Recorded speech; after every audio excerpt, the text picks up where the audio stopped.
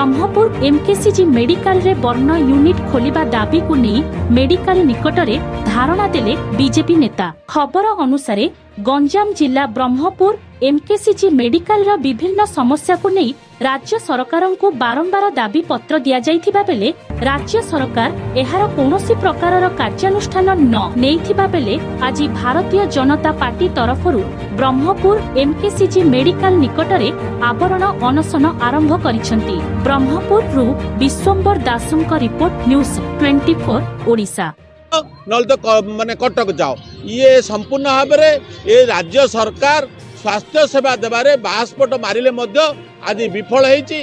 खोद मुख्यमंत्री गंजाम जिल्लार प्रतिनिधित्व करते आज आपण देखिए केवल ब्रह्मपुर एमकेसीजी रे डाक्टर पद खाली नहांती नर्स फार्मासिस्ट विभिन्न पदवी खाली अच्छी। आज आईसीयू का भल भाव काम करूना।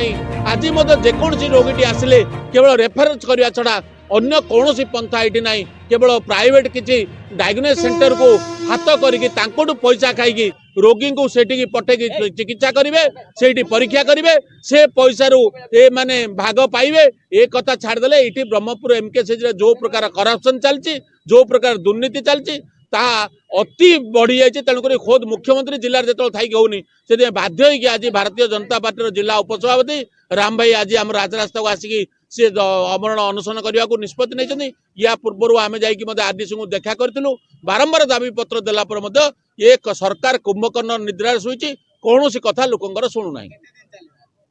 ये आंदोलन चलो जो दिन पर्यंत राज्य सरकार न्यार्य दाबी ब्रह्मपुर बासी न्यार्य दाबी गंजाम जिलार दाबी दक्षिण ओडिशार दाबी को जो पर्यंत मानि ना खाली आउ मिछ कहले हम ना प्रकृति जो दिन मानिबे करिवे से दिन ही आंदोलन भांगियो।